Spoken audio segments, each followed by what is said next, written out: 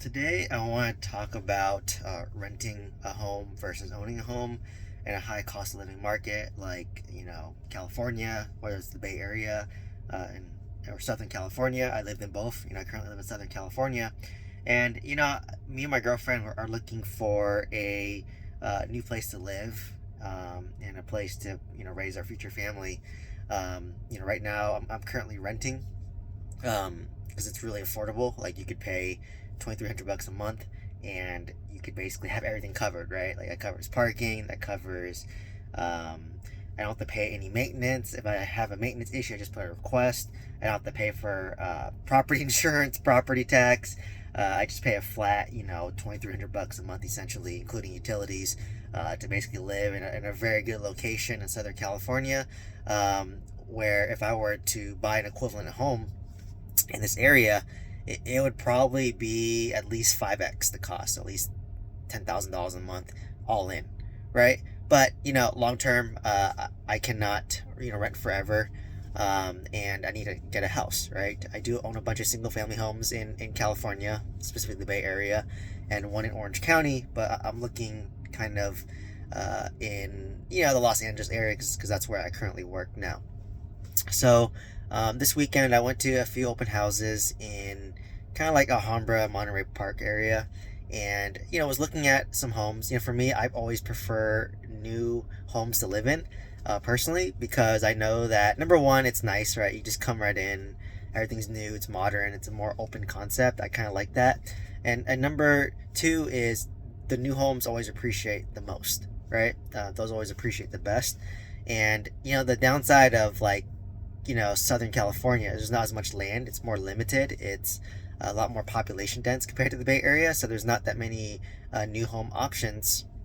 And the new home options are usually not going to be in the greatest areas, because maybe it was like an industrial building, they tore it down, and then they're building a bunch of townhomes or condos now.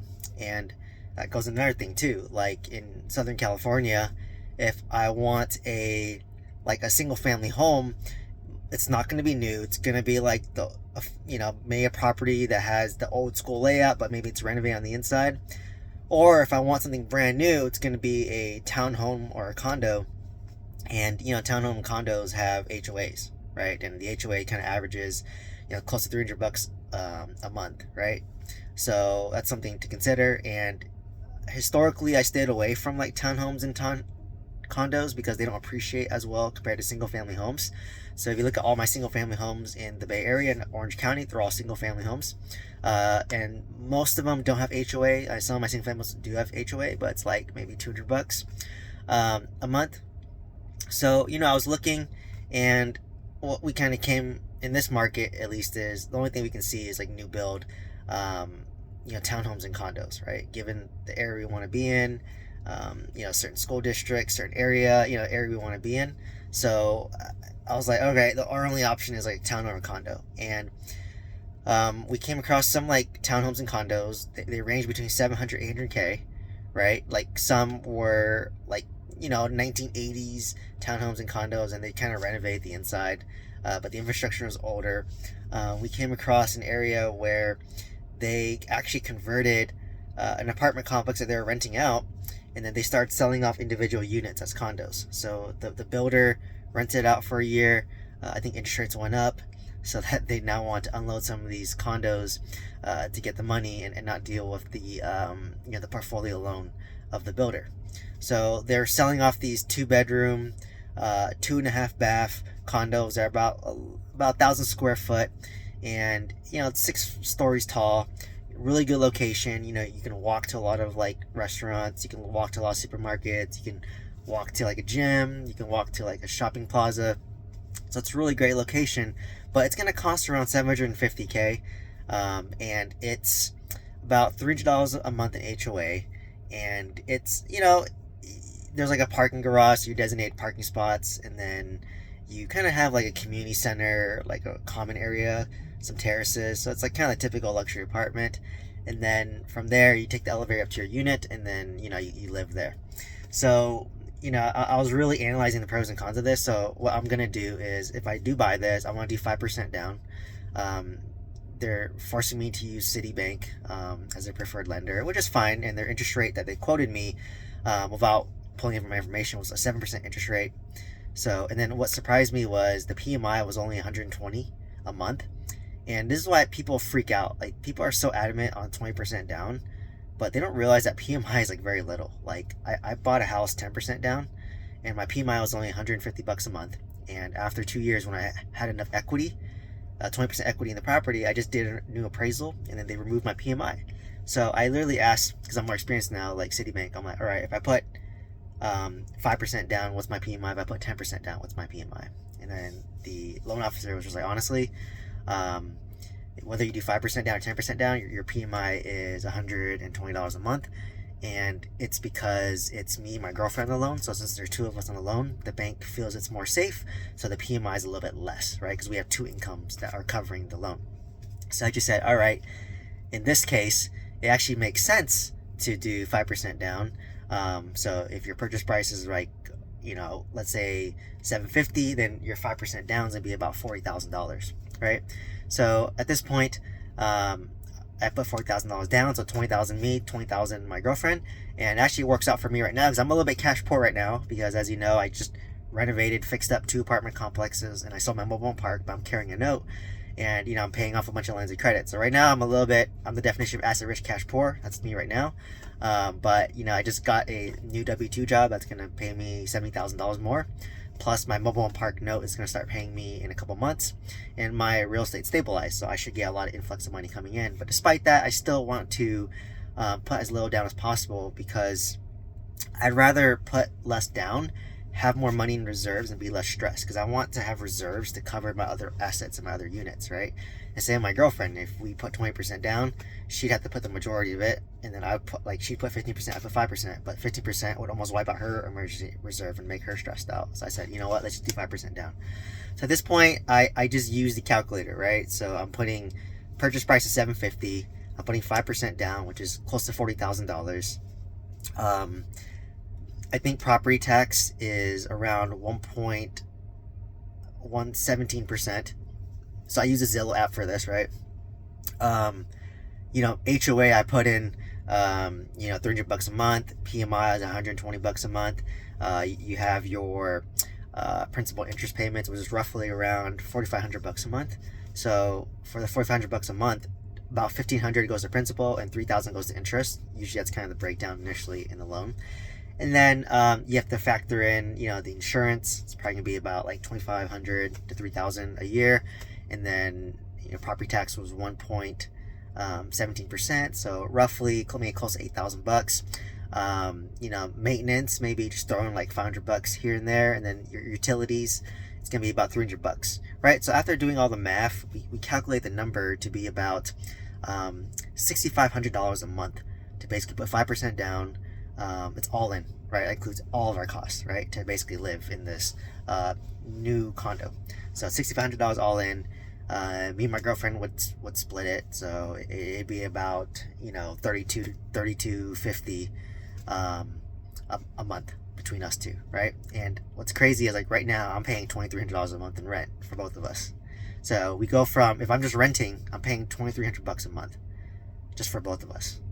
If we own this condo, we're both obligated to $32.50 a month, right? And then we have the options. This is a 2-bedroom. We could rent out one room. Let's just say it's $1,500, but it goes from $6,500 minus $1,500, so that's $5,000. We're paying $2,500 each. We lose a little bit of privacy, right? We have to share, the room. They have their own bathroom, but then we share the common area potentially, and we're still paying like $2,500 a month. So it's just like so discouraging to me. I'm like, it literally costs at least double or triple to own your own home, and it's like not even a single family home, right? It's like a nice condo. So we just kind of thought, like, all right, well, it's new construction. I love buying new construction because it's very easy. You just offer them the price, as long as you qualify, use your lender, they accept your offer, and it's easy. There's no like bidding, right? You just like first come first serve, you offer it. So we were thinking like, oh my god, we love this unit, it's on the top floor, let's make an offer. And then I was just like, all right, you know what, let's sleep on this, let's think about it further. And then we slept on it, and the next day we were just like, you know what, I think right now we're rushing into it. They have a lot of units that they're selling. It's an 80 unit, apartment complex or condo complex. So, if it's 80 units, I mean, yeah, the price may go up a bit, interest rate may go down, price might go up, but at the end of the day, it's gonna be $6,500 a month for us. But right now, because I am, starting a new job in February, we're going to Japan in March, and it just doesn't make sense right now. Like, I don't want to like do too many things simultaneously anymore. Like, I learned my lesson. I just want to do one thing at a time. Like, let's just transition to my new job, right? Get acclimated there. After I start my new job, I'm going on vacation. And after I come back from vacation in mid-March to maybe early April, I got to do my taxes, right? Like, I do my own taxes on TurboTax, and I'll be documenting my journey on TurboTax. But it's kind of like there's a lot going on, right? So I said, okay, well, after April to May, that might be a good time to start looking at apartment complex again, because there's always going to be 2 bedrooms, right? If I'm qualified, I can just say, hey, let me know the next one we want, we'll get it, right? And it's no rush too. Like I said, we're obligated to $6,500 a month versus I'm paying $2,300 a month in rent, right? And I live near the beach right now.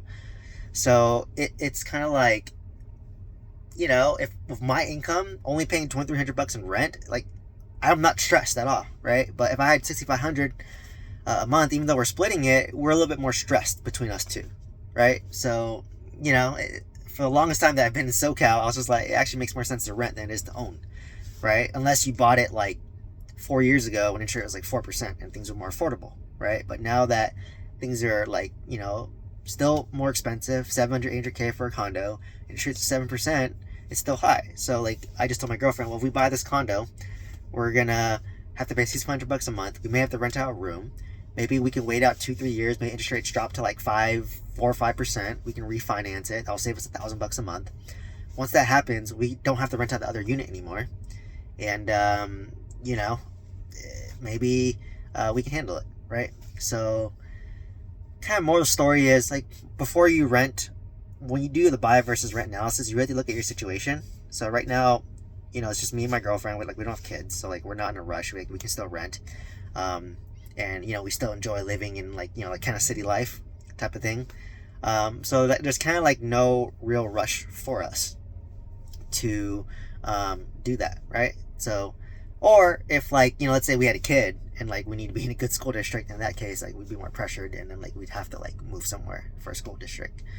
So it's a lot of moving pieces going on, and like in my mind, I'm just like, I think when I'm ready to buy, I'll just buy it, right? Like, and at the time, whatever hand you're dealt, you just deal with it.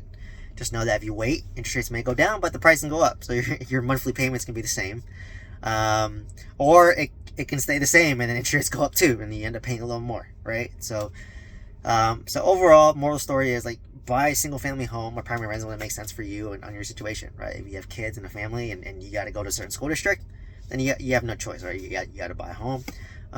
Or if you don't have kids yet, not as many obligations, or the kid's younger, not going to school yet, then you can still rent it and save some money there, and save it for a bigger house or whatever down the road. So hopefully, me sharing my journey of like going through the rent versus buying process, I'm still kind of teeter-tottering between the two, but I'll probably pick it up again back, in April or end of March, and share my journey. But I just thought it was very eye-opening to me that I'm paying $2,300 just to rent, whereas if I wanted to own, it's $6,500. Hopefully you found value from this video. I'm sure you're going through the same thing yourself right now, thinking between rent versus buying, and please share this video with somebody that will find value from it, and I hope to see you next one. Thank you.